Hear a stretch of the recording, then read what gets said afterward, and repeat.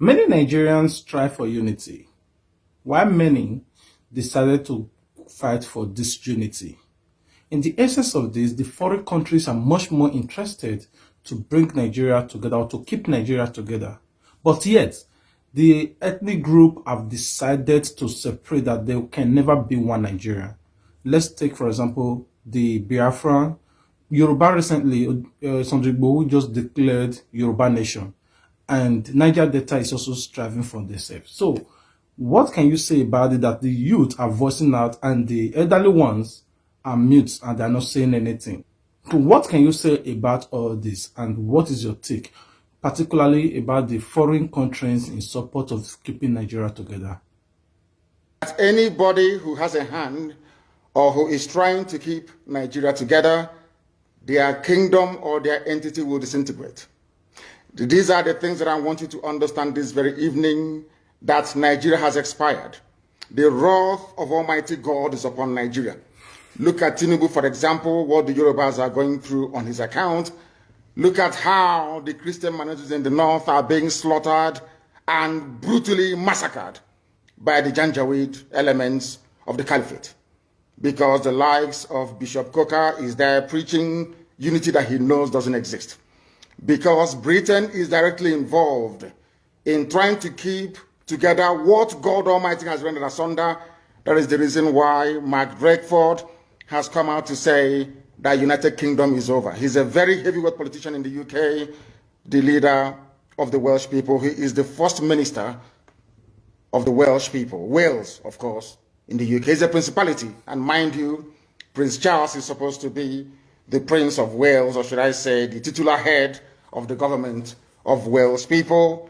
But here we have Mark Drakeford saying it categorically that Britain is over.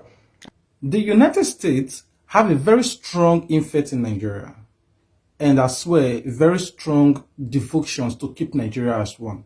Having such country defending Nigeria and keeping Nigeria together, what can you say, and what are the chances of the subdivisions of the country?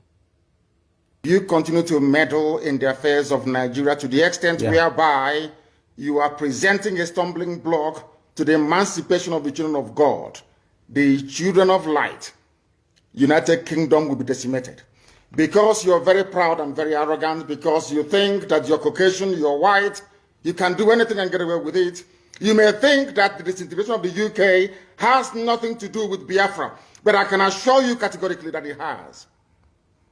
If you do not stop meddling in Nigeria, if you do not stop this, your, should I say, perverted, racist devotion to keeping people who shouldn't be one together in one monstrous entity called the Zoological Republic of Nigeria, believe you me, God Almighty in heaven will destroy Britain beyond recognition. And it started to happen already. It is happening already. I warned you and I told you. You may disregard the agitation for Biafra and tag it as nothing. Because you came, you saw, you conquered, and you colonized. But I'm warning you today, if you continue, the wrath of God will be upon you. As I warned the zoo many, many years ago, if you don't allow we Biafrans to go,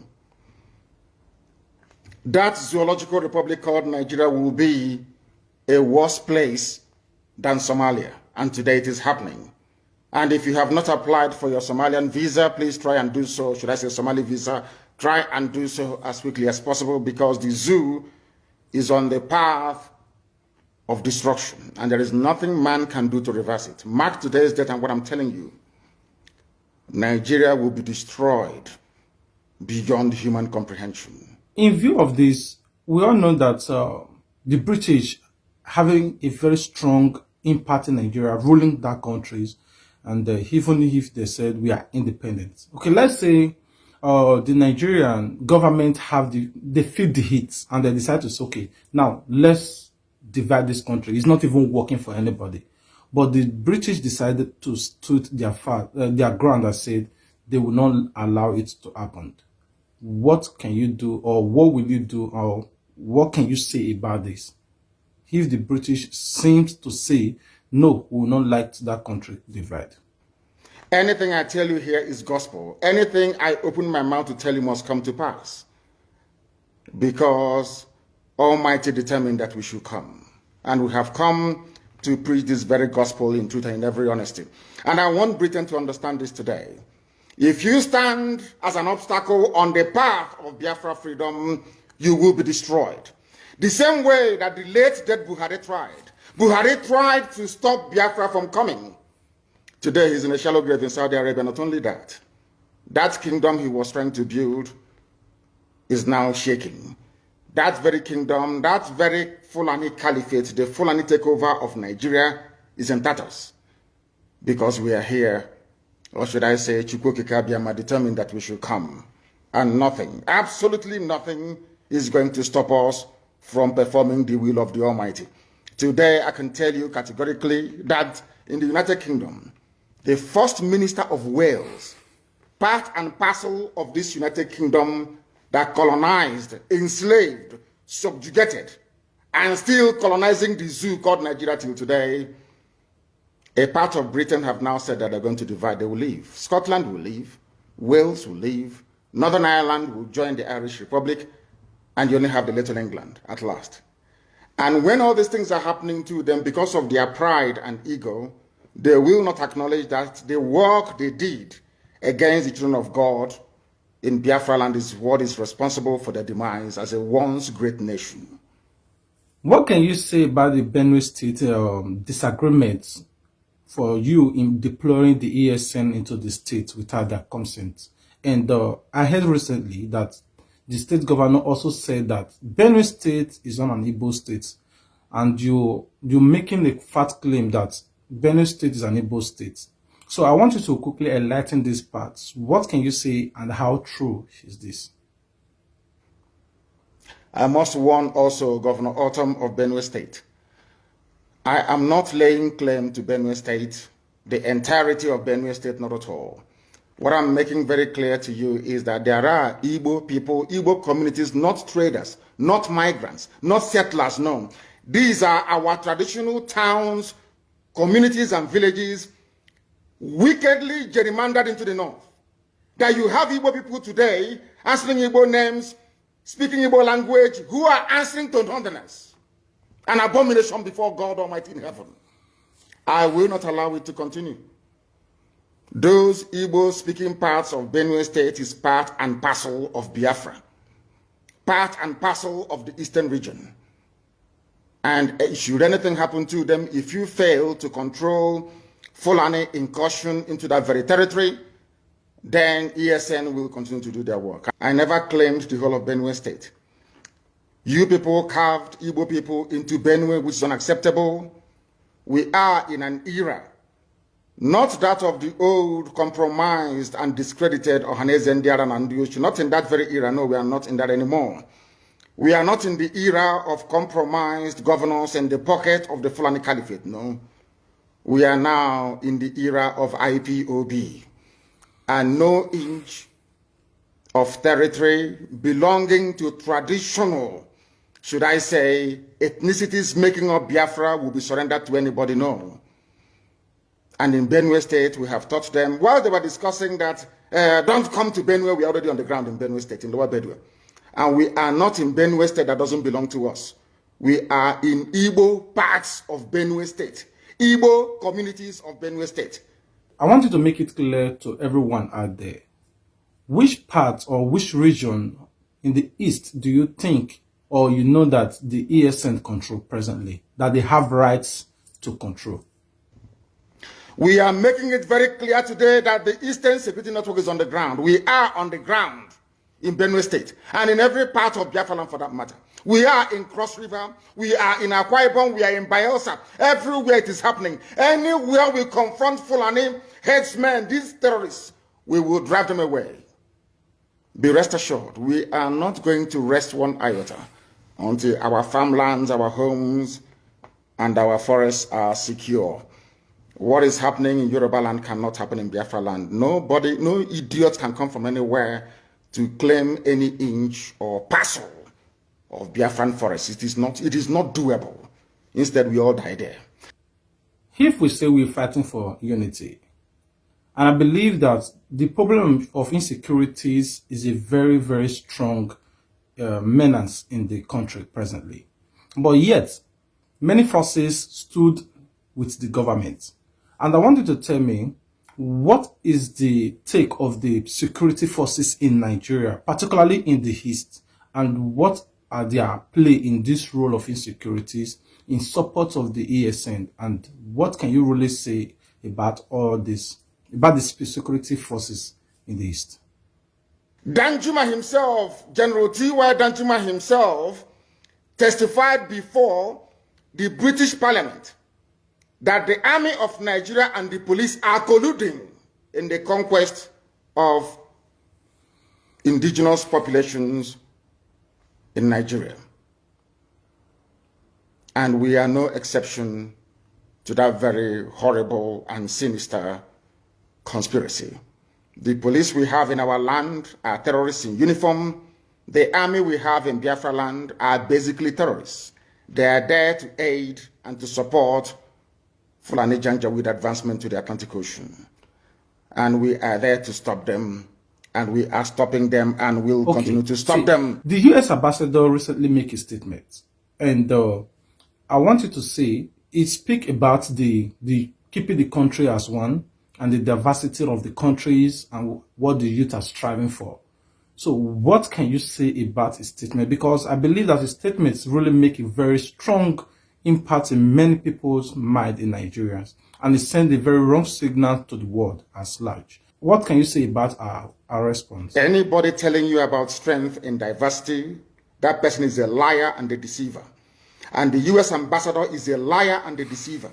One thing they don't teach we Africans is this: no country exists on a foundation of multiculturalism. There is nowhere in the world.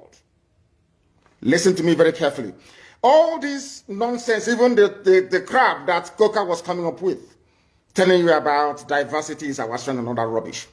Allow me to repeat, there is no country on this earth that survives on a foundation or a bedrock of multiculturalism. It doesn't exist.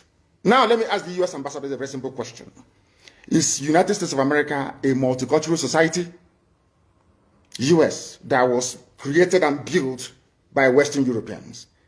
U.S. was created, should I say, created by God, of course, built by Western Europeans, mostly English people that was fed up with the way of life of the English monarchy.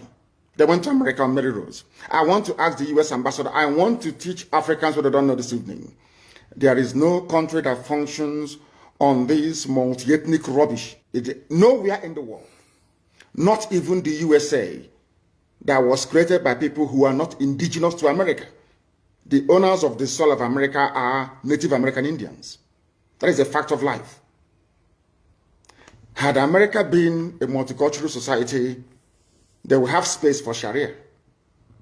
I'm now addressing the U.S. ambassador to try to tell them to stop deceiving people. We are educated, we went to school for a reason. We are enlightened and we have our brain intact. There is no country on this earth that runs on this wishy-washy multiculturalism. It doesn't happen. What you have are established order and value systems upon which various cultures can now coexist. If you go to America, you coexist under the provisions of the United States Constitution. And the U.S. Constitution is a Christian constitution, not Islam. America is not multicultural, but under that bedrock of liberty and egalitarianism, you allow other cultures to come in. But first of all, they must swear allegiance to or take an oath to uphold the Constitution of the USA. That is something that the U.S. ambassador never told the Janjaweed that went to visit her. The value system of the State of Israel is based on Judaic principles. The value system of Russia is entirely theirs, it's based on theirs. It's the Russian way of doing things from times of the Tsar. If you go to Saudi Arabia, it is essentially a Sharia Islamic state. You can live there, no problem. You can build your churches if you want. I think they've not ready to allow churches to be built. But it is never a multicultural society. Japan is not a multicultural society. China is not. They can accommodate you, but that doesn't mean they have more. This is the type of nonsense they feed Africans. And we fall for that very gimmick of multiculturalism. At the end of the day, you end up with a useless contraption like Nigeria. You don't have any value system that anybody anywhere can define. We are not one people. We may be black, we may be Africans, but we're not one people. Not even one religion. If Britain cannot stay in an EU that is entirely Christian, EU is entirely Christian. Britain left. Nigeria, you don't know if Nigeria is Christian or in fact is Islamic. So for me to accept the multiculturalism being preached by the US ambassador, I have to embrace Islam as my religion. That's what it means. A lot of people are striving for unity, not because they actually enjoy what is going on in Nigeria. But many of them seems to be more convinced because they don't want what happened during the civil wars to happen again. And permit me to say this, I'm sorry, and I stood to be corrected. I read online that the civil war was caused by the great leader of Biafra, the late great leaders of Biafra, Mr. Ojukwu. And a lot of people really don't know the basic fact because they can only read from the history. So what can you say about this? And I want you to throw more light. Who really caused this civil war? If not for the coming of IPOB, of Radio Biafra, all of you would have lived and died in the ignorance that Ojukwu caused a war. That's what they were writing. Britain helped them to write it. Ojukwu was a rebel, a secessionist, because we had no media. That is why they're paying Facebook billions upon billions of US dollars to stop this truth from coming out. Did Ojukwu cause any war? Gowon is alive, go and ask him. Did Ojukwu cause any war? Ojukwu went and negotiated restructuring with you in Aburi. You came back, Britain told you not to agree because Britain realized that all the component units of Britain knows that if you go back to regionalism, you will have economic growth. The country will do very well. But Britain doesn't want it. That was why they even instigated the Nzogwu coup, so-called Nzogwu coup, saying they will bring Awolowo to become the head of state. They knew what was going to happen. They wanted to truncate the economic miracle of Dr. Michael. But what I'm telling you are fast. Go and investigate for yourself. In the East, you had the fastest growing economy in the whole world, over 40% every year. In the West, Awolowo was performing his own miracle as well.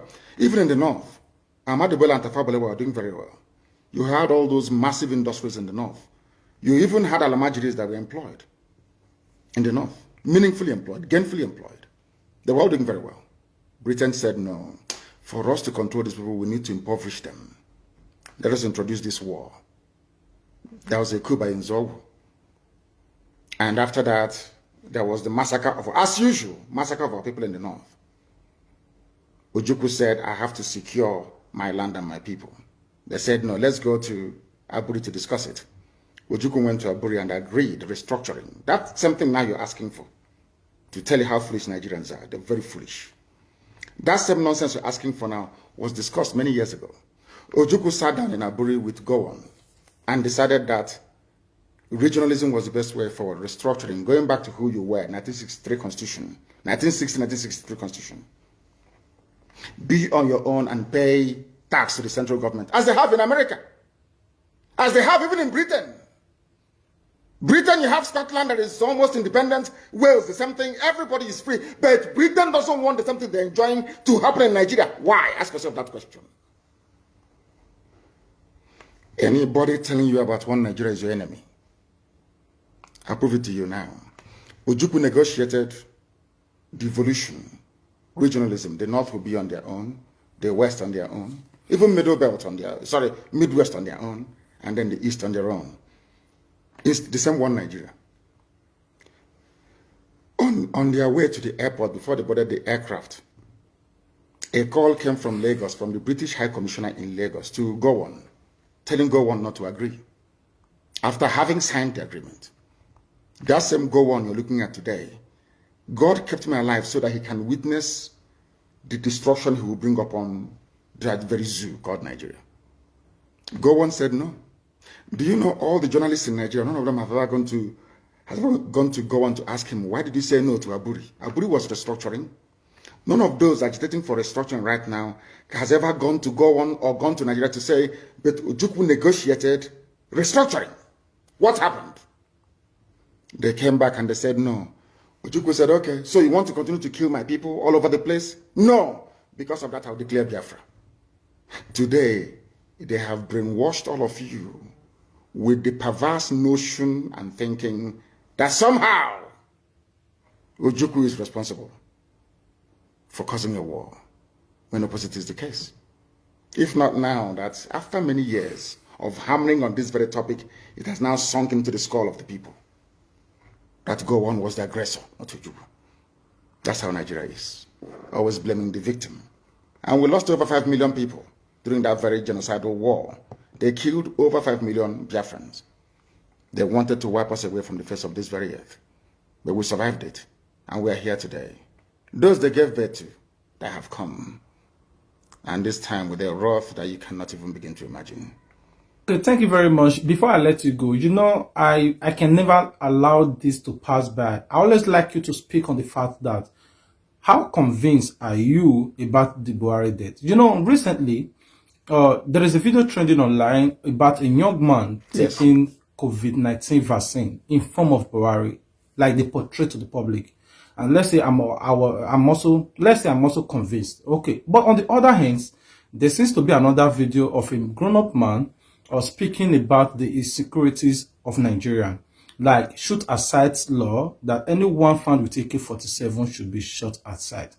But if you seems to be very more convinced that Nigeria President Muhammadu Buhari is dead, and as well, he seems to be parading himself in a different videos, appearing and speaking. And what can you say about this? And how convinced are you that Buhari is dead, but yet seems to be appearing on video? So when God wants to destroy a nation, it comes in many ways. One, Buhari is dead. They brought in a fake. It is now dawning on the people very slowly that there is no more Buhari. People are now beginning to realize it. What I find astonishing are people that they claim are stakeholders in the zoo, those who should know better, those who should be, should I say, lead this very campaign to uncover the truth. They're all running away, they're all hiding. Do you know why they're hiding? Because the people talking about a late dead Buhari are those that oil and gas comes from their region. And they all think that they need oil and gas to survive. That is why they're all quiet. If not that Dino Malaya came out a few days ago, of course Obasanjo said it, even Aisha Buhari said it, but the husband is dead. They all pretended as if they didn't know. And we know that Buhari is dead. And when that very issue erupts the way and manner it would, later on in the coming weeks and months,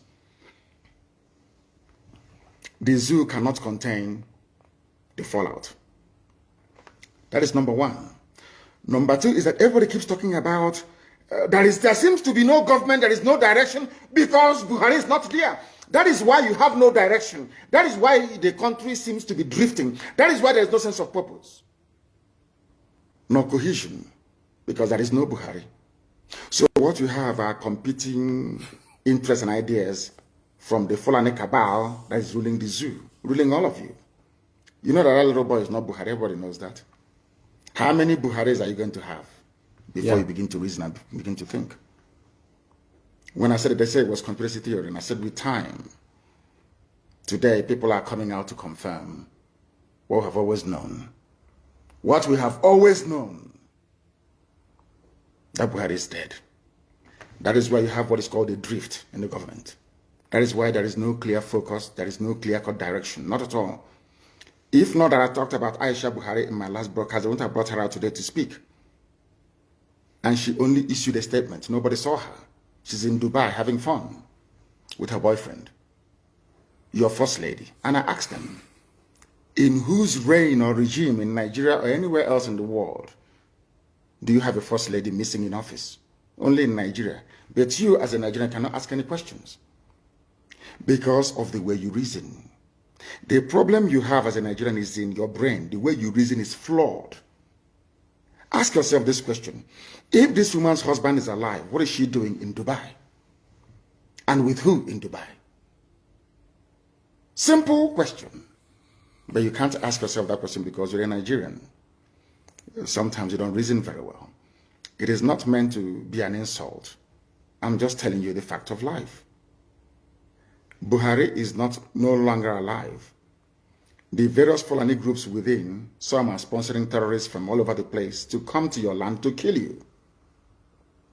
And you want to be in the same country with the same people that imported terrorists to come to kill you. I don't understand it.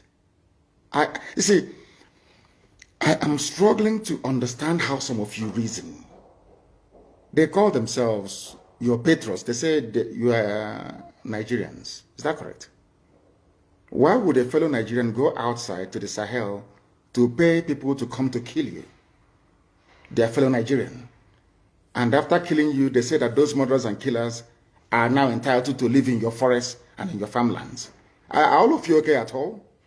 Because I am struggling to understand how you people reason. The reason why I'm saying this is this. The gullible ones amongst you are the ones they are deceiving. They are deceiving all of you.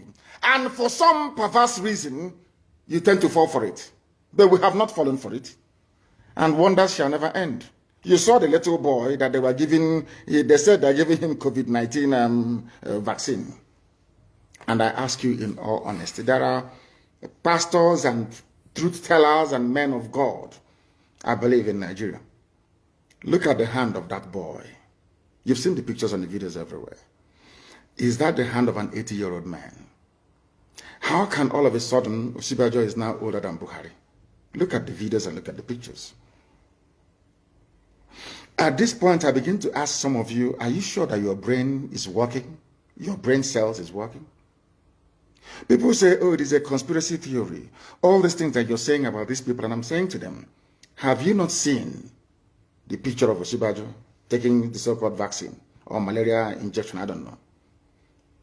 Look at the man they claim is Buhari. Look at his hand. Is that the hand of an 80-year-old man? Is Buhari richer than Bill Gates? Is Buhari richer than George Soros? George Soros is richer than the whole of Nigeria. Bill Gates, the same thing. So if it is money that caused this very old dying man to now turn into a 35-year-old man, how come Bill Gates cannot do it? Or George Soros? Or even Queen Elizabeth for that matter? If they claim that the treatment that Buhari received that made him look this young was administered in London, the Queen is the Queen of England, the Queen of United Kingdom. Why wouldn't she go through the same treatment? Why not? Why wouldn't Prince Philip go through the same treatment and become young again? That is how Nigerians and black people reason that give me cause for concern. If we continue this way, we can never ever build nor have any viable society, all of us together. And that is why it is very, very critical and very, very important that we do that which is right before God and man. And stop this from deceiving us. You are every head of state that took a vaccine all over the world. After taking the vaccine, they addressed their people. They spoke to the nation. Why is it that this one wearing an oversized face mask, of course on top of Buhari, hyper-reality face mask, could not utter a word? Can't you ask yourself that question? He came to take his vaccine. Go and look at other heads of state. They take their own vaccine in public and they speak. This one is like a mannequin. He comes out, you wheel him out, and they do something and he goes back in again. That tells you that Buhari is no longer alive. Buhari is in a shallow grave in Saudi Arabia. He's dead. And that is why they're in a hurry. That is why this governor can say, I will not listen to Asorok. That governor will say, let's bring in more bandits, let's settle them. That is why the government is disjointed and dysfunctional. Nobody's in charge. Obasanjo knows that nobody's in charge. I think he said that he may not agree that it's a Buhari double, but that the Buhari now in Asorok is not the one he used to know. How else do you want him to put it? He's been very prominent. He wants Nigeria to survive so that him and his friends can continue to enjoy oil money. That's all. Oil money. That's nothing more, nothing less. Just oil money. Okay, thank you very much for honoring our invitations, and we really do appreciate you for the great effort and the privilege given to us, at least to invite you to our platform for interview. And for everyone that is viewing this video, please, we appreciate if you subscribe to our YouTube channel, and we also appreciate if you follow us on Facebook if you are viewing it on Facebook. But in particularly, we need more of your great effort on YouTube channel, because this is the only way we get paid for our great effort. Anyway, I know a lot of you also find it already understanding that the video was doctored, with the reason for it is to make it more easier for our viewers, so that they will not spend much time to watch everything, and they will not everybody. I know it is also good to watch everything, but at the same time, it's also more easier for you to understand the key points of the message. So thank you very much. We really do appreciate you. Let's be a brother, let's be a family, because fighting against one another on the social media is part of this unity. So if you are in support of what I'm doing, please, I really do appreciate you. I'm begging. I don't have any friends. I don't have fans. All I have is family. Everybody that is watching my videos are my family. And I thank you all for your great support. Until we meet again, stay tuned with Plan B TV. Please do not forget to go and subscribe. It's Plan B TV Talk Show. So we have Plan B TV News before. So we are moving most of our content, like talk show like this, to Plan B TV Talk Show. In that particular place, this is what we're going to be doing there, talk show. So if you want us to really grow very fast, please go and subscribe. Please, I'm begging. Okay, until we meet again, stay tuned with Plan B TV. Welcome to the shining here. We had to give you the news, to tell you what in the south. Put up your lights, put up your comments, share it to your friends, and share to your family. Don't forget to subscribe to get notified. And I see the show you support. Now say God bless you too. Sense on the bit. Plan B TV, Plan B TV, Plan B TV, Plan B TV. Oh, Plan B TV, Plan B TV, Plan B TV, Plan B TV.